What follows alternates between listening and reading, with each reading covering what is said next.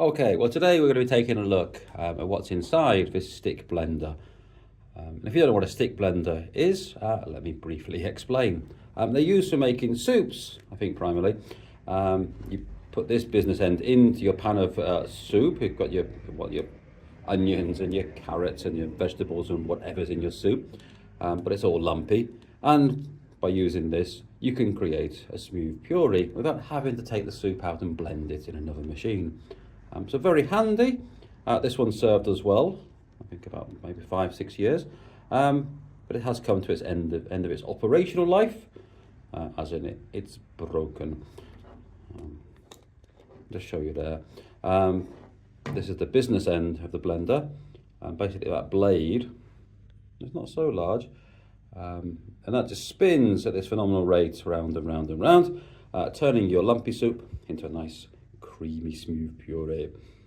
They are a little dangerous. I'm not going to power or try to power that up when it's outside of a pan, because it basically scares the hell out of me. And they come together like that. Okay, so that'll be ready for use now. Where's it going? There it moves, obviously for cleaning. You can wash that part. You don't want to wash this part. And this one is broken, as with so many kitchen appliances. That wire at the top can only flex so many times before the copper strands in the wire break. And this one, all those strands have now broken, so there's no juice going through to the unit. There's also a little safety feature there. You have to press 2 buttons to get it to work. The bottom one and the top one. This is mechanical, I think. This actually stopped working a few years ago. If that one's depressed, then you can press the actual power switch on. But we were able to use it with just a power switch for the last couple of years. Okay, let's take a look inside. So we're going to lose the business part, the blades. Okay, put that across there. That's no longer needed. And this is the main unit, which I imagine is going to hold a great big motor. Now, it is held on with 3 screws, because I'm trying to keep it waterproof, keep food out of it and other nasties. They are pretty deeply buried here with plastic plugs covering all the holes. And I've loosened some of them off. I'm going to try and open those 3 now, so let's see if we can get them out without too much hassle.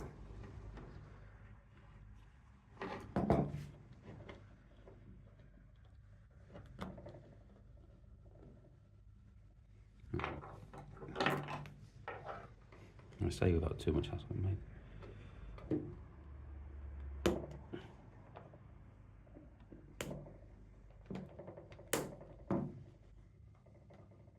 Oh, okay, that's one out. Okay, one there.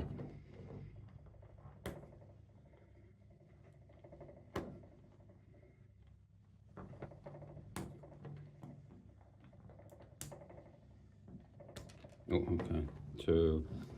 And then there's one at the back. Okay, this comes out quite nicely. Okay, so we've got 3 plastic plugs, which keeps our screw holes nice and clean. We'll put them to one side. Okay, then goes there. As you can see, in there, it's just 3 standard screws. Let's get it into there so we can open that one. The big screwdriver go that deep.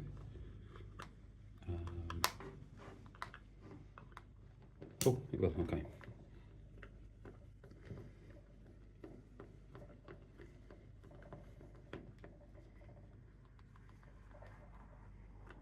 It's open, and the next one.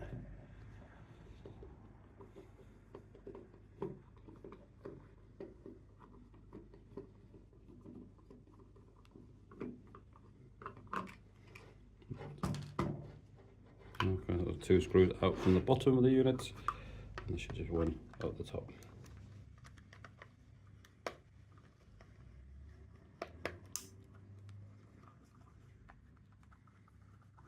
Oh, nothing's beginning to come apart.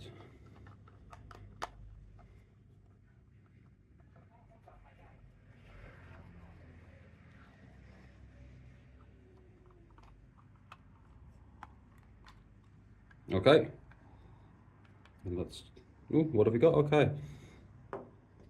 Okay, so that's the top part with the safety, what switch is on, the power switch and the safety device.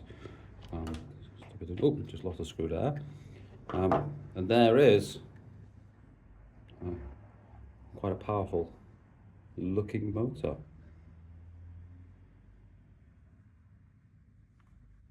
And let's see what else we can find in there. First, let's take a look at this. We have the mechanical switch. I never quite think about.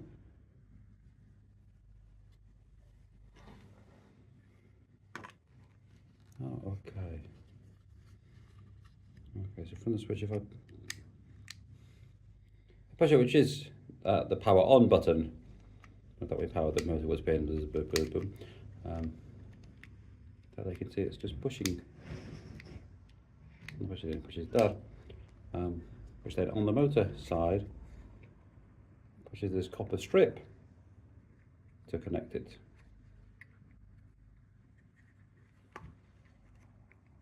Okay, quite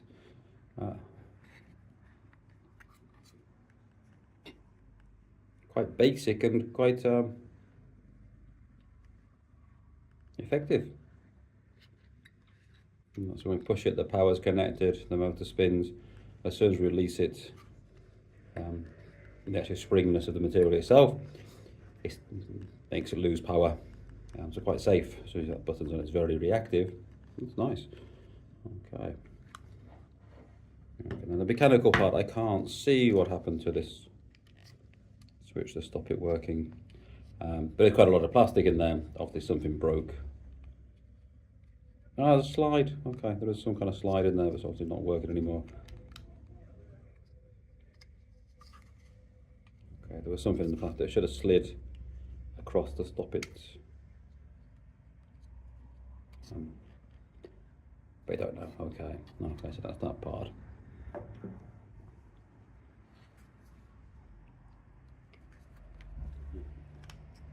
Okay, now this end.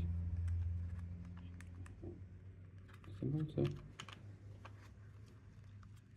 Okay, this seems quite loose, isn't it? Okay, it's loose. Okay.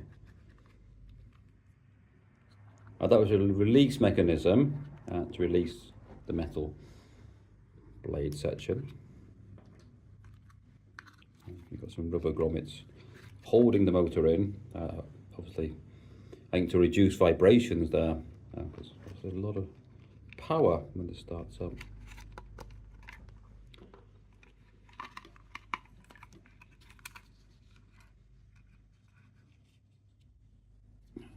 Is that just a connector?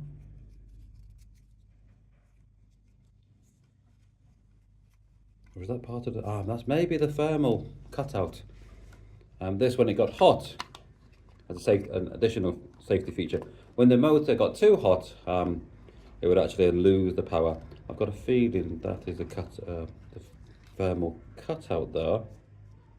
Is that a thermistor? Let's see if we can open that and get the wrapping off that. Or thermal, is that a thermal fuse?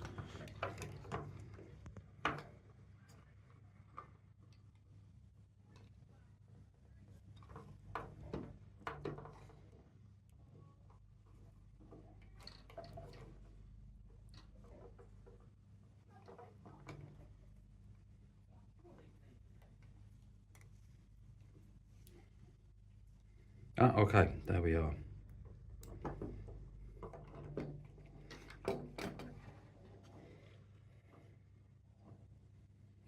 Okay, then I'll look at the camera.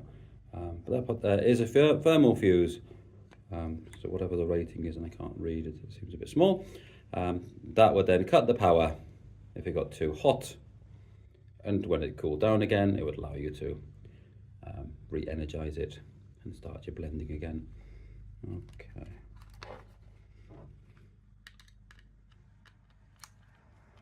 The electronics are rather quite easy.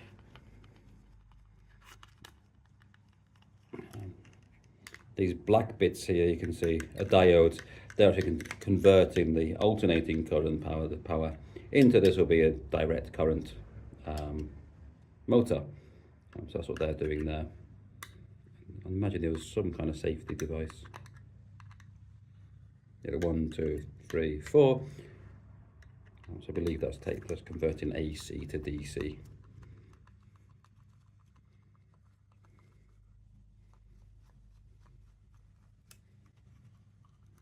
Let's just have a look.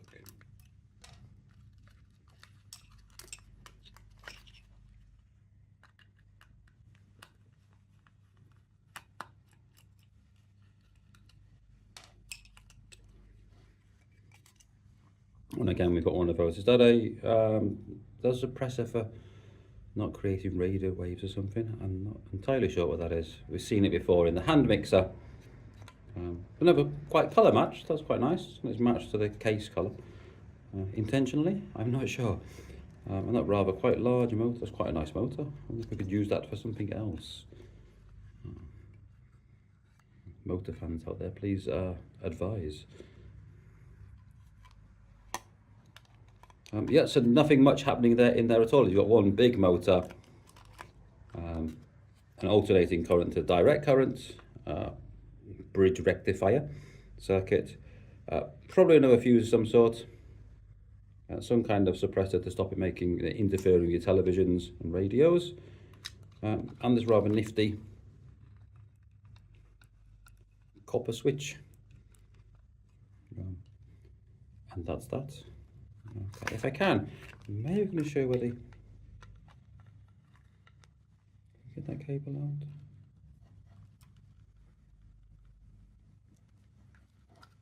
Or maybe it will just finish.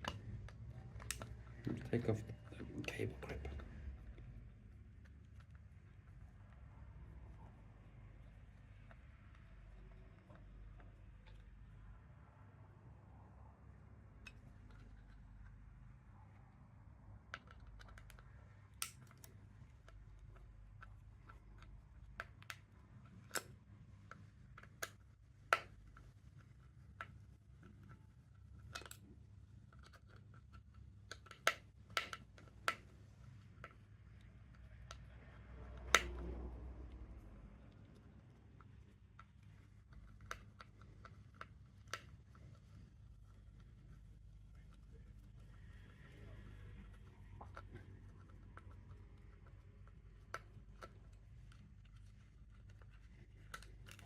Okay.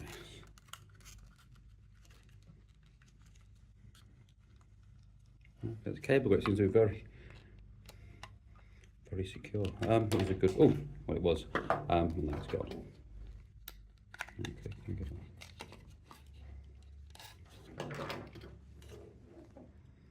okay, there we are. So now we've got the flex and the cord, where it came into the. It should be very obvious to see. Wasn't there? Up here is where it's been flexing away. That was held on the body. That's the part that's been loose outside. And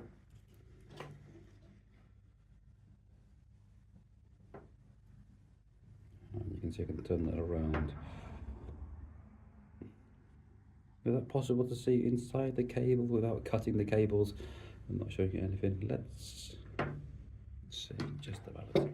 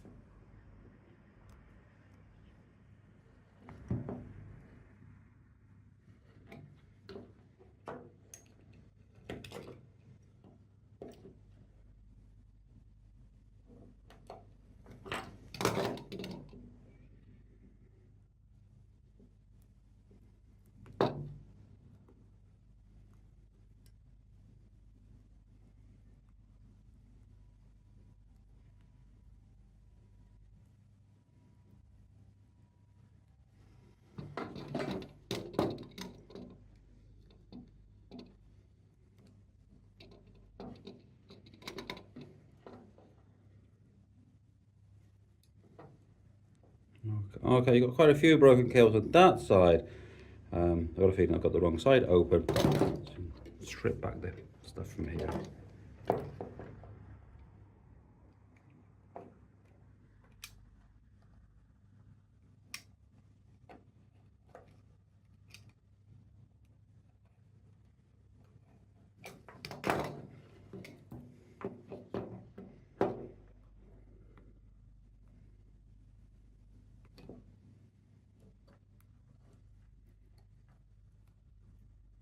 I think I'm right on the thing there. I can open this. Protection from here.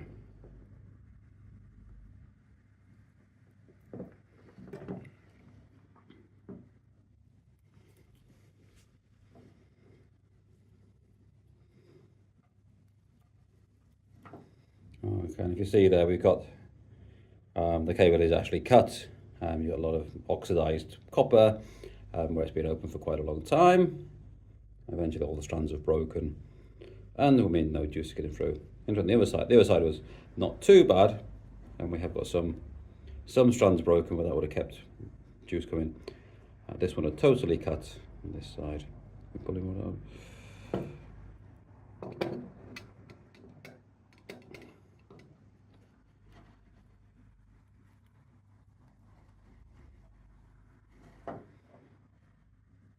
Okay, well they should have been together. They no longer are. That happens to so many kitchen appliances where they're taken out and put back in, taken out, put back in every day. Eventually there's no more flex left. Okay, well, thank you for watching.